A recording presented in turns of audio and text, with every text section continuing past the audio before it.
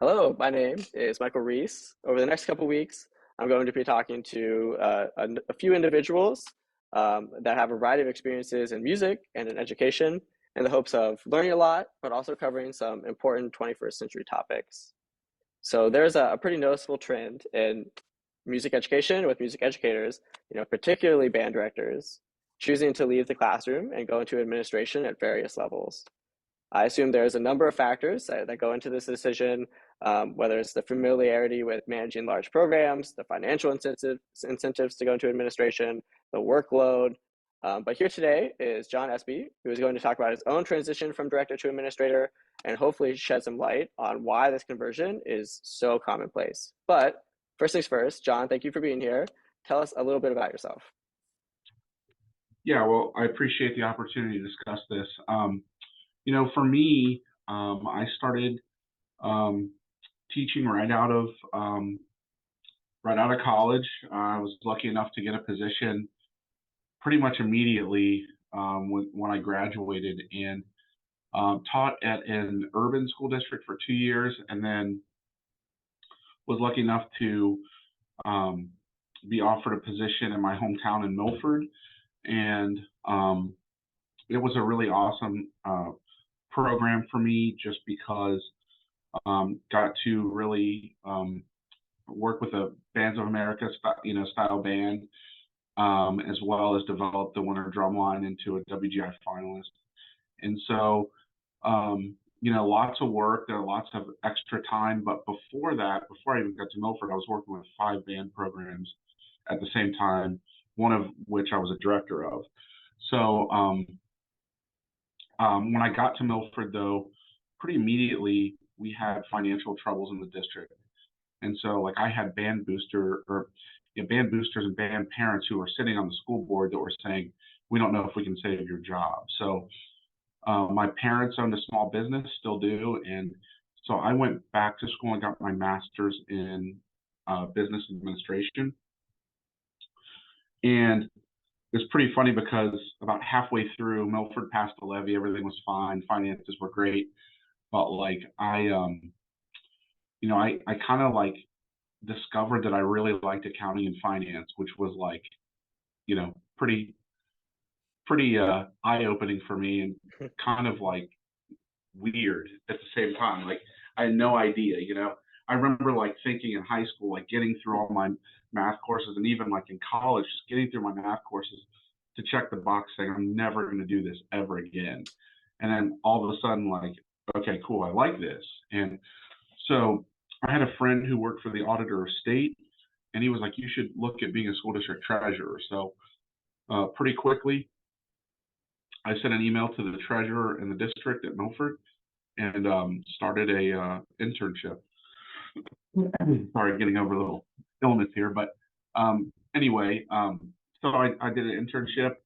I got set up with another district to do an internship, and then I took a position working at an ITC, which is an information technology center, where all of the data flows from Ohio school districts, like in terms of finance, in terms of grades, in terms of EMIS data, which is essentially how test scores are reported and attendance is reported, as well as financial information. So, and then I worked there for a bit, and then I became a treasurer, and then kind of got a call from a larger district, which is where I'm at now at Miamisburg, and it's kind of been my path. So I didn't really have any kind of like reason for wanting to get out of teaching. It was just, it kind of happened to be an opportunity for me to kind of itch the scratch of something else. And I'm sure we'll get into some more details about all that, but it's just kind of a little bit about me. Yeah, absolutely. I do want to dig into like some of that transitional time when you were doing, still being a band director, but also going to school and maybe looking at some of these internships too. Um, but real quick, tell us how you got into music in the first place. Were you a fifth grade band student? What did that look like for you? So like I went to a private school, and we actually had band once a week for like 2 hours. And it's like amazing to think back to like how much time I missed when I look at like my public school counterparts that were like getting banned every day for an hour. And just that repetition. But like I got into private lessons. Really, honestly, what happened is I saw like a school assembly and I saw this kid play drum set, and I was like, I'm going to do that. And then it took me like 3 hours of convincing my parents one night to like let me do it, and they did. And then I got private lessons and um, kind of did that all the way through high school. And then I went to, or sorry, middle school, I should say. And when I went to high school, I just had like a teacher that said, you know, you can go to school for free if you're really good at percussion. And so that kind of led me to the kind of setting my sights on college, and it was just kind of blinders on, like, this is what I'm going to do. Um, and that's just kind of how I was. So So when in high school did you decide like, hey, I think I want to be like a band director, like a music teacher? it was probably somewhere at the end of my freshman year, early sophomore year. I was like a section leader in the marching band. Um, so I started getting leadership training. Um, I really had like a program where I could really take the lead. It was like fostering, educators that were like fostering leadership in students, and so like I really like that feeling. I really like being kind of like that intermediary between the staff and students, and so it was a kind of a, again, like blinders on. It was like I know when I was a sophomore, like beginning of my sophomore year, I knew that I wanted to be a band. Very cool. So kind of going back to your transition into administration and to being a treasurer. Um, so we have the initial scare at Milford where it's like not losing your job is imminent, but it's like a real possibility, and that encourages you to start school. Um, and then once you finish it, you've just like decided you really enjoy this thing. Um, what was that decision like? You said it wasn't necessarily like a I need to go, I'm trying to get out of this, but um, was that a hard decision? Like when in the process did you think, hey, I think I want to pursue this, over this other thing? Um, it was terrifying, honestly, because like I was like in a district that was like regarded as one of like the top jobs in my region, if not in the state. And it was just, I got to essentially teach the second band at the high school, and I got to teach percussion pretty much all day. Other than that, with with a little bit of beginning band, but like it was a great job, and like I loved it. It was in the town that I grew up in, so like it was home. Um, and so when I kind of was like, well, I'm gonna potentially leave and go, you know, say no to this and put this aside and try something completely different. It was scary, and like a lot of soul searching, but like I knew that like it was something that I felt strongly about. It was just a different way to be able to like look out for kids, right? Like, when you're a band director, like you're dealing with you're much more than a teacher. Like you're like a counselor, um, a parent. I mean, you essentially spend more time with students than they spend with their families, and so it was just it was difficult. I mean, just a lot of thoughts going on, but pretty quickly of getting into that new career, I was like, yeah, this is right, and it allowed me to still stay involved with other programs. Going in and teaching like marching bands and drum lines, and also just going in and working with like percussion ensembles and things like that. It still lended itself to that, so I still had the ability and the time to do that. Very cool. So kind of zooming out a little bit, and we definitely want to keep coming back to your experience going through all of this. Um, but why do you think that this pathway, going from like music teacher, especially band director, to administrator, has become so common? I can think of three, four band directors just in my circle that have made the switch in the last 2 to 3 years. I think it's because you kind of like run your own like business within the school. Like, I mean, you've got like a lot of times like the marching band or the band program is like one of the largest student activities in a school district. And I think that with everything that you have to do in that role, it really just lends itself to moving into administration. My wife has a music ed degree and taught general music and is now an administrator too. So like, you know, I've seen it happen a lot, like you've said, but like you're kind of running like your own little business inside. You know, you're fundraising, you're dealing with the boosters, um, you're coordinating schedules, you're coordinating after school schedules and facilities. Um, you're oftentimes, you know, leading big gatherings when you do concerts. I mean, the ability to get up and talk in front of a lot of people is something that we do all the time. Um, and it just lends itself. Like I can honestly say like, you know, I get a little nervous when I'm presenting things, but like I just did a 5-year forecast presentation last night. It was just like I was having a conversation with you right now. It's just you're always on and you're kind of ready for that. And so you know, I think it just lends itself to being an administrator. Yeah, no, I think that makes a lot of sense. You know, part of that band director job, like you're saying, is you're dealing with like big machines, your big organization, and you're kind of doing that CEO role of managing a bunch of different aspects. It's more than just your lesson plans and teaching the kids. You know, there is this organizational side of it. Yeah, and you're leading the staff, you're budgeting the staff, you're budgeting what you can do in terms of your program and fees, and you're trying to balance all those things. I think it just you know it prepared me really a ton for what I do right now. You know, I managed you know a couple $100,000 budget probably with the band program, and now I manage you know $100 million program. But like it's just more zeros to me. Like it's still the same concepts that you apply.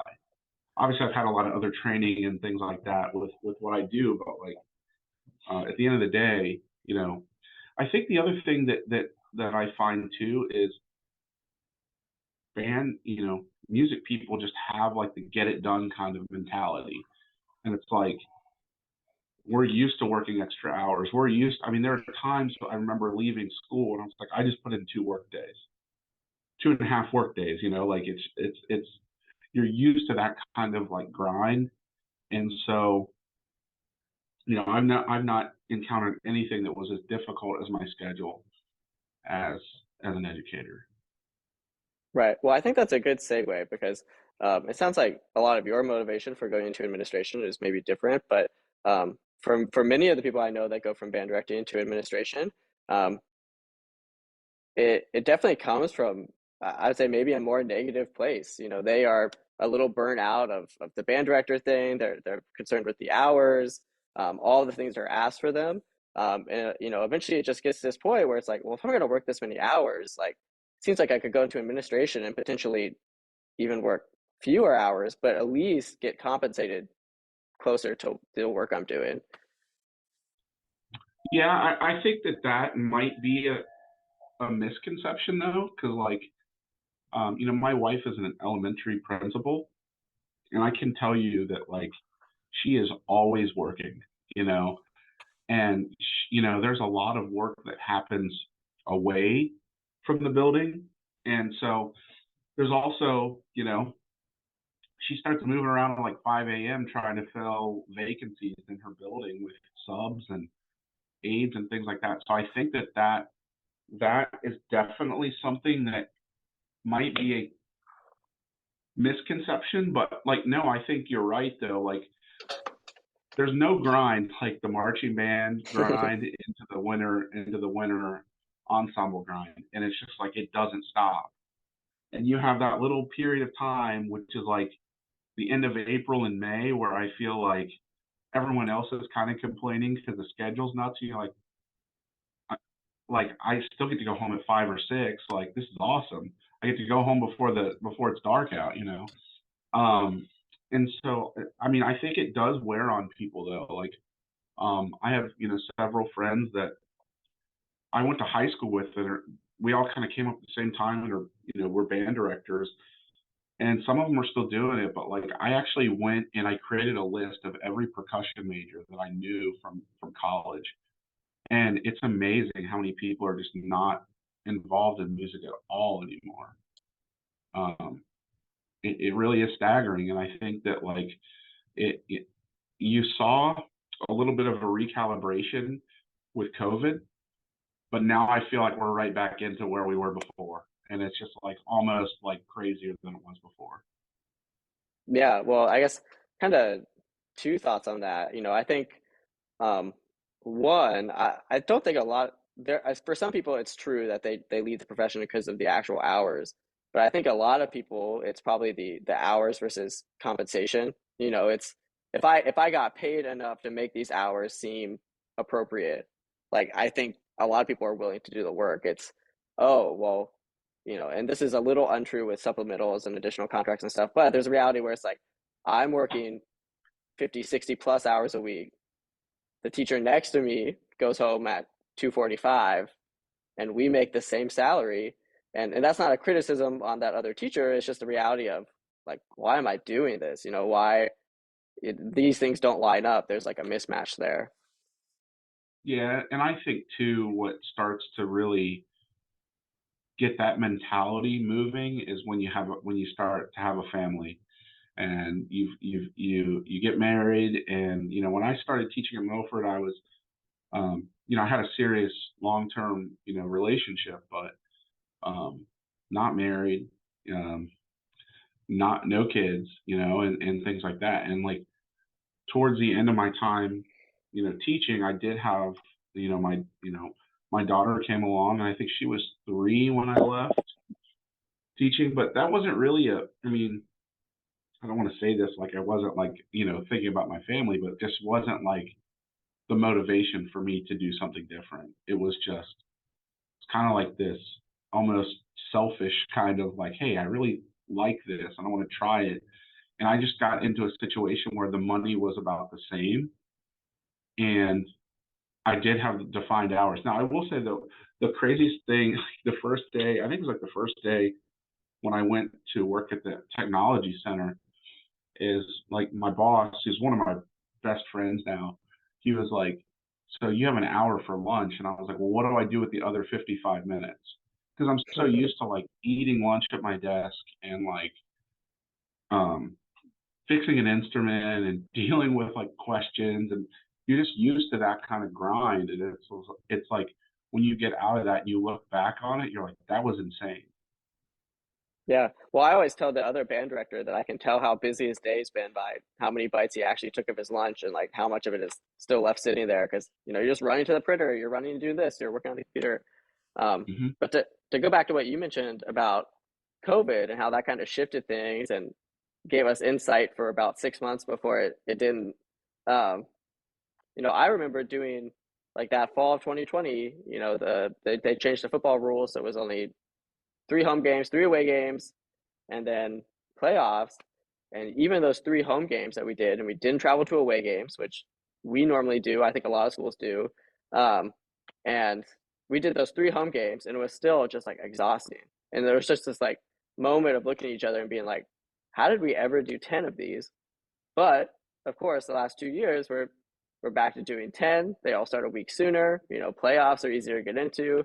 Um, it, so like you said, the pendulum has swung all the way back. If anything, they were just adding things back on and the enthusiasm to get back to normal. Yeah, and I'll tell you too, like from my perspective, like from a music education perspective, um, I'm the percussion director at Lakota East, and so I kind of stumbled into that position about a year after I left teaching full time. And um, I felt like during the marching season, we kind of had like an abbreviated, like a weird season where it was culminated with like a local performance at Mason High School with a bunch of other bands that were just kind of performing what they'd been doing. But it was like such a breath of fresh air to me because I could just worry about teaching.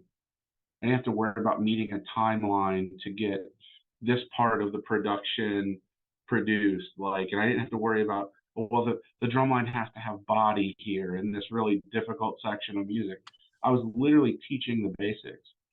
And it's like, I think that ultimately that group of people, which I had a very young group that year, they just made semifinals for the first time in a long time. And I think that it was all based on the foundation that we were able to build during that COVID season, during Right. that 2020 marching season. Um, so I think that like from an education standpoint, it had us recalibrate, but all the time we were spending at home doing other things, you know, had us recalibrate too. But again, we're right back into it, if not crazier than it was before. Right. Well, I definitely think that, there's COVID in some ways just freed us up to like do the things we've been talking about for a long time and sort of do things the right way without, this deadline hanging over us. But now the deadlines are all back. So it's a lot more about immediate success and it's harder to look further ahead. And, I had a really similar experience at DCI in 2021 when they didn't score all summer. And I just remember like those last 3 days, Thursday, Friday, Saturday, feeling so just like celebratory, so just like look at all the great shows that are out there. It was just a totally different atmosphere than DCI this past summer or DCI historically. And I love DCI the way it is, but there was something about, oh, everyone's playing all 3 days, like everybody's getting as many shows as possible. It just changed the atmosphere completely. Um, and I'm not sure we took enough lessons from that. And I agree. And I think too, like the whole keeping up with the Jones kind of mentality of when you're running a high school program, it felt like that kind of went by the wayside during that time. And I think everyone was just focused on it's just really cool to be around each other again. And, it was kind of like a renewed, I don't know, drive for me to do it and, spend time away from your family doing it. But it was like also abbreviated. So it wasn't like schedule wasn't as crazy. Um, yeah, I just think that I wish we could find somewhere in the middle. I think that's kind of where the sweet spot would be. But you know, it's a machine that is just moving. And either jump on the train or jump off. I feel like. Right. Well, and to kind of bring us back to how we started this conversation, feels like a lot of band directors are not a lot, but a considerable number are choosing to jump off, whether that's into administration or just out of teaching. And and that's a phenomenon that's not unique to band directors. There's a lot of people choosing to leave education or to go into different parts of education. Yeah, I mean, I think that I have friends that are band directors are getting their admin degrees or have already moved that direction, and it's I think everyone has their own like story, but I will say burnout is probably one of the most common that whether they're going to say it to me, like I kind of know that that's what it is. Um, and I think it can be difficult if it can be different based off of program size too. Like if you're in that like smaller program size where you're constantly like grinding to try to get people involved and keep them involved, like that is just tiring. When you get to some of these larger programs, it's just like it's a machine. So like you always get more kids. Like you have a good feeder program, you're always getting kids. It can be difficult when you don't have that, and you have to be like the main motivator for that. I probably have not worked harder in my life than my 2 years when I taught at Mount Healthy. Um, Yeah. Taking a program that had you know pretty transient program in terms of the involvement, and then I think we grew it by 50 kids over 2 years and had some success, but I mean it was a constant grind. Right. Well, and you know, my situation is not that, but I do teach in a smaller community and like recruitment and retention are, almost always priority number one. That's almost always the thing we're most focused on. Um, and there are frustrations that go with, man, we have to grind so hard just to like have bodies in the room. And there's a lot of programs that just start there. We have to like work all day to get to step 2, and there's people that start on step 3, and and that can wear on you after a while. Absolutely. Absolutely. Well, kind of pivoting away a little bit. So for directors that have made the switch into administration, whether that's a building principal or a treasurer or whatever the role looks like, um, what do you think the value is of having people in those roles that have a fine arts background? Well, I think it's very rare in my field for, in treasurer, CFO field for people to have teaching experience, let alone fine arts experience. And like, obviously here at Miamisburg, we have a rich arts, arts program, whether it be visual arts or performing arts, but like, it can be helpful because, I understand what they're going through. And, we have a limited amount of resources, and it's like, we are not a business. We can't raise our price on our product. Like, our product is people. And so like, we just went through a levy campaign here, to make sure that we had funding, and like, it's really important, I think, to have people in the role that have been in the classroom so they can best talk about the processes of what's going on and why we need what we need. Absolutely. Every classroom I think needs something unique, needs something specific. But when you get to the fine arts, there's so many things that cost money and are asked, but they are things that a lot of administrators, whether even if they've been teachers, but it sounds like many of them haven't, probably know nothing about. Oh yeah, I think it's it's hard when you are doing something that feels like a club during the day.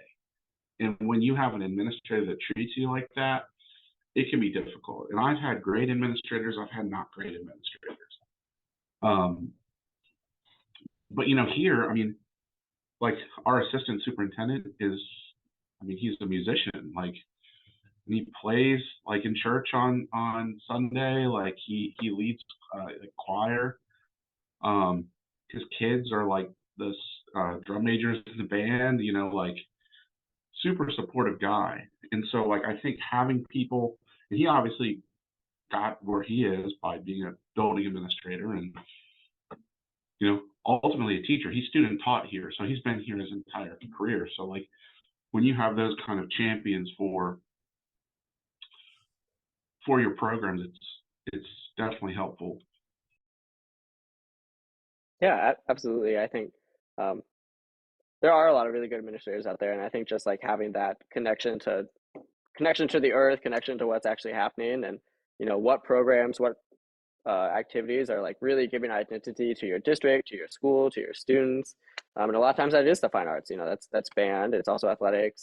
There's those are the things that really kind of give your school character after a while. We kind of talked Yeah, about this. Oh, go ahead. I was just gonna say, it builds well-rounded kids. Absolutely. Yeah, and I think there's fortunately many administrators that see that, and unfortunately many administrators that maybe don't see that value, or at least don't prioritize that value when it comes to the allocation of resources. So we kind of talked about this a little bit earlier, but I'll bring it up in maybe a more formal way. What skills that are relevant to being a good band director, a good music teacher, um, that you feel help make you a good administrator, and how much overlap do you think there is there? I think my ability to like compartmentalize, but also just maintain like multiple projects at the same time and be able to like jump back in on where you left off on project A while you're also like finishing up project B. And then, the spontaneity too. Like, I always say, like, I start my day and I do A, B. I want to do A, B, and C, and I end up doing F, Z, and X. You know what I mean? And then like, you'll leave and go, wow, I didn't get what I wanted to get done, but I still got stuff done, And then you go back in and you try to do A, B, and C the next day. So like I think that that is really the big piece. Um, I think also just building relationships. Like when you're a when you're a music director, you have to build relationships. And and I always felt like, hey, like everyone's a part of the team. I don't care if you're the custodian, the administrator, a color guard staff member. Like I don't care what you do here. You're all part of the team, and everyone's kind of important. And I think I also just feel like you got to roll with the punches too. Like we have a lot of different things that pop up. Um, that I think maybe if you're not used to that kind of living that kind of life, it can be difficult. And then I think talking to people, like a lot of people call me all the time, and I've got to be able to, first of all, understand what they're saying, understand what they're trying to tell me, and then also formulate a way to get back and respond to them, but also informally assess, do they understand what I said, or do I need to like differentiate my approach like I would in the classroom?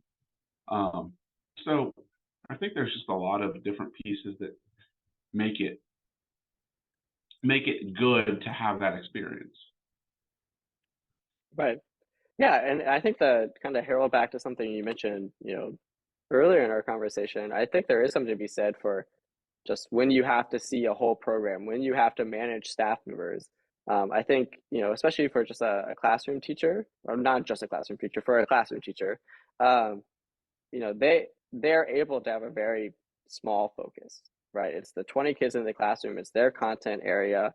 And many of them do more than that, but it's really possible to do just that in a way that I'm not sure like band directors, choir directors, like program administrators really get to do in the same way. They're forced to regularly like reconcile with like I need facilities, I need money, I need to manage these staff people. They just interact with the whole array of like district policies and different and departments in a way that a lot of teachers don't have to, or they go through a middleman when they do.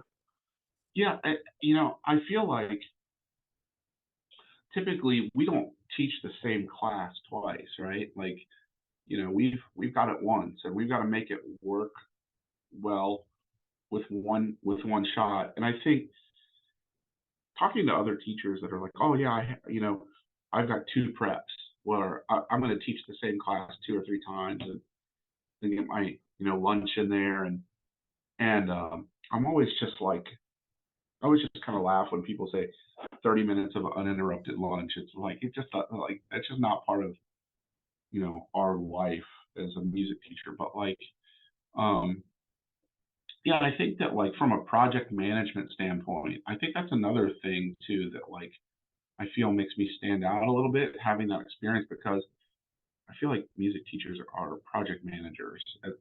You know, you're managing the outdoor project. You're also managing the sit down project of being able to develop musicians and develop people, and then you're also trying to go and develop a program and compete with it. So like, there's just a lot of different pieces to make that happen, and you can't do it successfully if you're just shooting from the hip and doing it that day.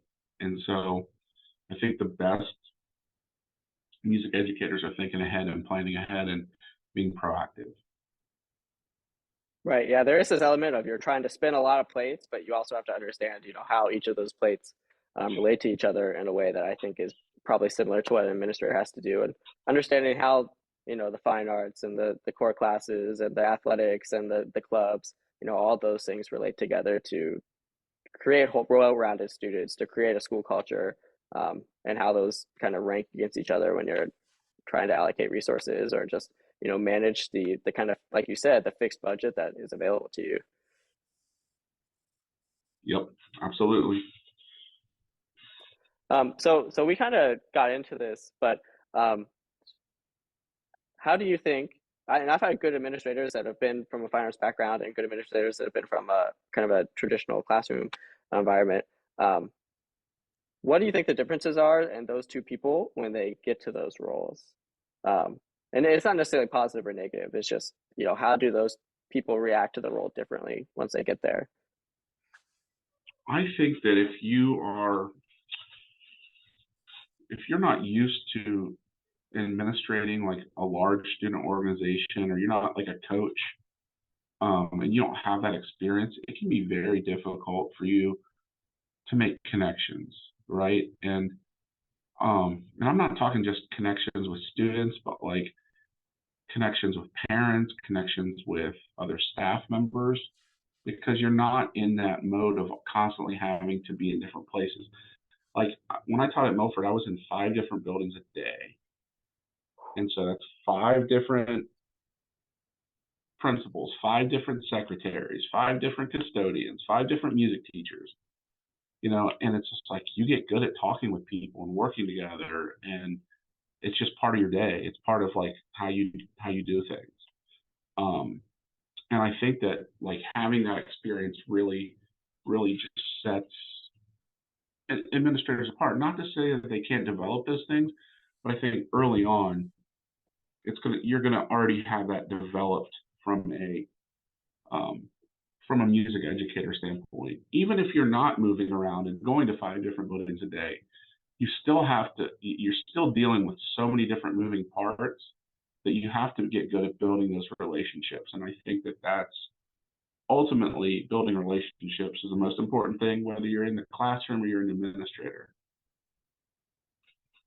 Right. Yeah, I think there is definitely like a unavoidable like collaborative aspect to being a band director or being a music teacher that isn't as essential if you're able to focus more exclusively on just your classroom and what goes on in there. Last few questions. What do you miss most about being in the classroom? The relationships, like, I miss those like inside jokes you have with students, and like checking up on them, and like seeing them just progress. I mean, there's nothing like it. I mean, having a kid that you taught in 6th grade, like taught how to put the ligature on the clarinet, and then you see him, you know 4 years later be an all-state clarinetist. Like, that's insane. And you got to like be there, like, along that process. It's almost like emotional to think about, like it really is like it's just those relationships.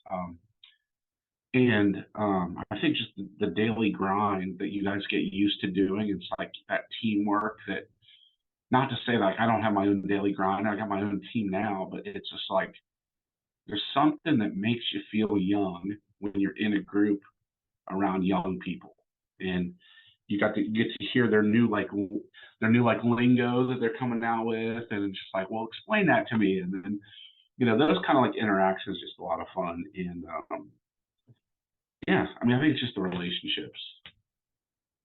Absolutely. Yeah, I think that makes a lot of sense. What does your involvement with music look like now? You mentioned teaching at Lakota East, but are you still playing? What does that look like for you? Yeah, so I play in a group called Cincinnati Wind Band. I'm the principal percussionist. We were previously called Fillmore Wind Band, so we played at Midwest like 3, 4 years ago.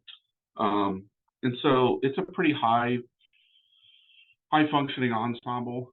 Um, we've got a lot of pro players. We have like teachers. We've got some like people like me that are just kind of doing it to keep keep playing. But I do that, and then we'll go to East, and um, that's really kind of where I'm at right now. I have a studio at home where I play, and I'm a drum collector. Like, I collect like vintage drum sets. I'm kind of like a gearhead when it comes to that kind of stuff. But that's really it right now. I mean, I think now I've got a 6-year-old daughter who's starting to take piano lessons. So I'm kind of like teach it, kind of helping her, but I don't want to be like her main teacher. I want her to go elsewhere and get it from somebody else. But like she's shown a lot of promise and a lot of interest in music. And my 3-year-old, she just like smacks on things every once in a while. So I can react to I can relate to that in terms of she seems like she's drawn towards percussion, but I think most 3-year-olds are. So Right. we'll Yeah. see. Anything you get hit, anything that makes noise. Yeah, Um, so to be continued with her, but like, yeah, that's basically it. I mean, I can tell you that like maybe this going back to burnout, maybe, but like there were times where I felt like I have to go to rehearsal when I was teaching full time. Now I feel like I get to go to rehearsal when it's after my day, doing the finance stuff.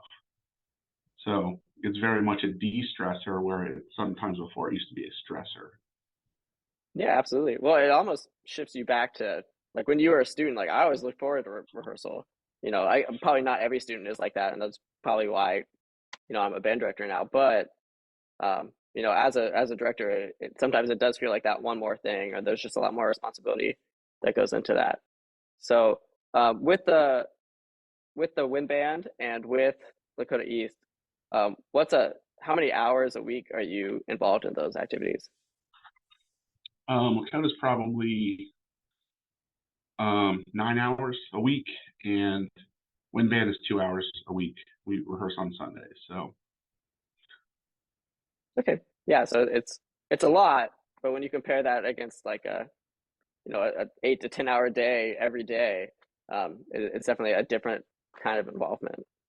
it's probably 1/8. I mean, it's probably 1/8 of like what it used to be. Right. Because really, you know, Sunday was really the only day that was like not consumed with band. Um, whether it be like fall season or solo and ensemble or you know, pep bands and stuff like that, or winter drum line. I mean, there's just year round. You know how it is. Absolutely. Yeah, and I think that reduced amount of time just gives you more time to like feel some gratitude about getting to do those things as opposed to just one thing after the other. That space kind of gives you that freedom. All right, final question. So if you are a music teacher or an educator and you're listening to this and you're curious about being an administrator, or just learning more about it, what resources are out there and where should they be looking?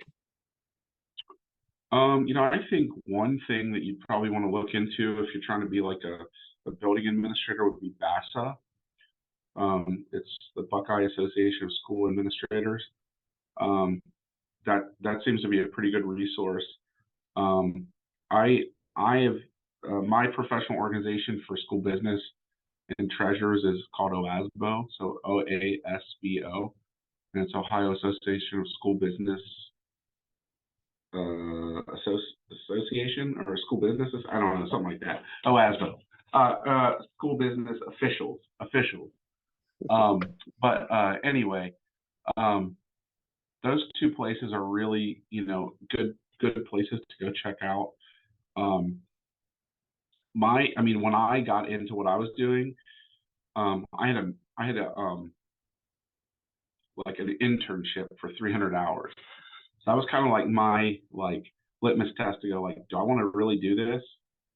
Like, and it's kind of like that first education class you have in undergrad when you're like, they put you out in the building and you're like, okay, cool, this is what it's really like. And I would like encourage you, like if you're wanting to go that route, to really just talk to your administrators in your building or talk to an administrator, that you might know from another district or something like that, and just get their take on it, because it just like anything else, the environment that you're in can make or break your experience. And so I think that like the big thing is know that you have choices and where you can choose to lend your talents. Um, and I think that like any other field, you're gonna have to pay your dues. And I think that that's part of what makes really good administrators is when they have the different experiences that they bring to the table. Well, I think that's a good note to end on. So John, thank you for sharing some of your experience, sharing some of your observations, and sharing your advice there at the end. Thank you for talking with me. Absolutely. Sorry about the random coughing, but tis the season. Yep, it's that time. Thanks, John. Yeah. Yeah. Thank you.